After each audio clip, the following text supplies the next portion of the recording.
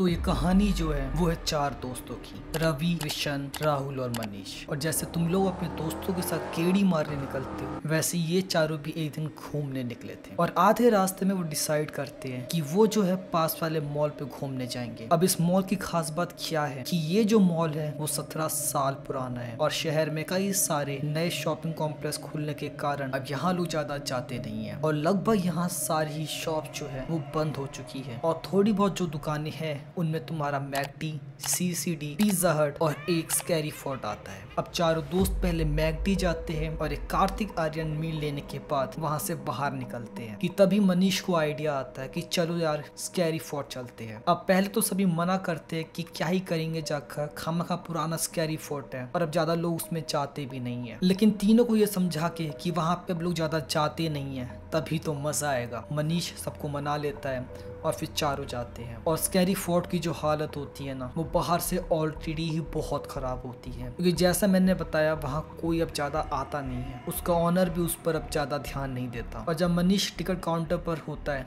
और टिकट का प्राइस पूछता है तो सरप्राइजिंगली टिकट का प्राइस सिर्फ 100 रुपए पर पर्सन होता है। जिसके बाद मनीष चारों के लिए टिकट लेने ही वाला होता है कि तभी रवि उसे अपनी टिकट लेने से मना कर देता है क्योंकि उसे भूतों से और ऐसी जगहों से डर लगता है। जिसके बाद मनीष सिर्फ 3 टिकट खरीदता है लेकिन टिकट काउंटर वाला शख्स उसे 4 टिकट देता है। जिस पर मनीष उसे कहता है कि उसने तो बस 3 ही टिकट मांगी थी। जिस पर टिकट काउंटर वाला शख्स कहता है कि कोई नहीं भाई साहब, अब ज्यादा वैसे भी यहाँ कोई आता नहीं है, आप चारों आए हैं तो एंजॉय करिए और फ्री का माल किससे अच्छा नहीं लगता। मनीष भी चुपचाप वो टिकट लेकर वहां से चला जाता है और तीनों में टिकट जो है बांट देता है। जिस पर रवि उसे कहता है कि उसने मना किया था टिकट खरीदने के लिए, फिर क्या जरूरत थी खरीदने की। जिस पर मनीष उसे बताता है कि ब्रो चिल कर, ये तीसरी टिकट जो है वो फ्री है। इसके बाद मनीष सबसे पहले अंदर जाता है और लगभग 5-6 मिनट में वहां से बाहर आ जाता है और बताता है कि अंदर तो काफी बढ़िया सीन है। इसके बाद कृष्ण और राहुल भी एक एक करके अंदर जाते हैं और लगभग 5-6 मिनट में ही बाहर आ जाते हैं। उसके बाद आती है बारी रवि की, जो पहले से ही बहुत डरा हुआ होता है मगर किसी तरह हिम्मत कर वो अंदर जाता है। अब अंदर जाने के बाद उससे अलग अलग भूत दिखते हैं जिससे उसे डर तो लगता है और उसे मजा भी आ रहा होता है। और जब वो थोड़ा और अंदर जाता है तो जो लोग अंदर भूत बनकर उसे डरा रहे होते हैं वो उसे छूना स्टार्ट करते हैं, जिससे रवि उनके प्ले का ही पार्ट मान इग्नोर कर देता है। अब लगभग 10 मिनट हो जाते हैं मगर रवि अभी भी वहां से बाहर नहीं निकला था, मानो जैसे रास्ता भटक सा गया हो। कि तभी एक शख्स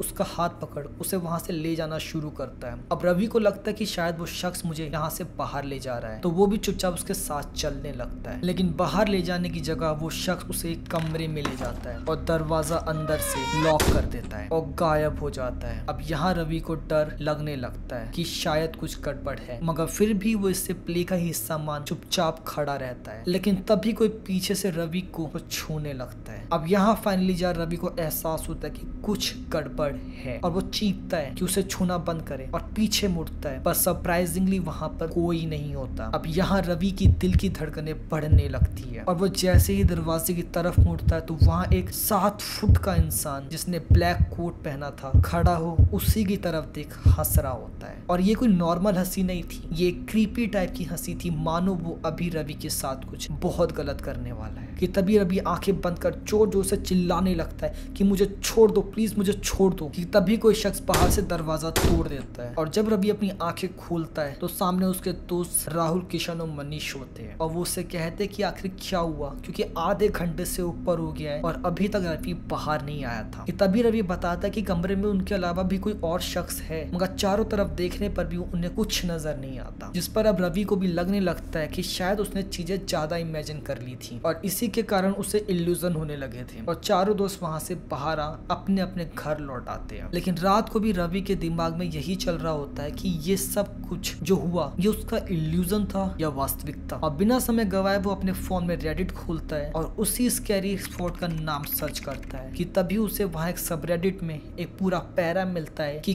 कैसे सेम उसी स्कैरी फोर्ट पर कि जहां उस लड़की ने भी एक 7 फुट के शख्स को उसी कमरे के अंदर देखा था जो बिल्कुल वैसे ही ब्लैक कोट पहन उसकी तरफ भी देखकर हंस रहा होता है। जिससे रवि को एक बात तो कंफर्म हो जाती है कि उसने वहां जो कुछ भी देखा था वो उसकी कल्पना नहीं बल्कि वास्तविकता थी। और वो 7 फुट का लंबा इंसान अभी भी वही है और अपने अगले शिकार का इंतजार कर रहा है। तो अगर तुम लोग भी किसी स्कैरी फोर्ट या विला में अगली बार जाने वाले हो तो अपने रिस्क पर जाना, क्योंकि क्या पता उसका अगला शिकार आप हो। वीडियो पसंद है तो लाइक कर देना, चैनल में अगर है तो सब्सक्राइब जरूर करना। That's all for today, bye.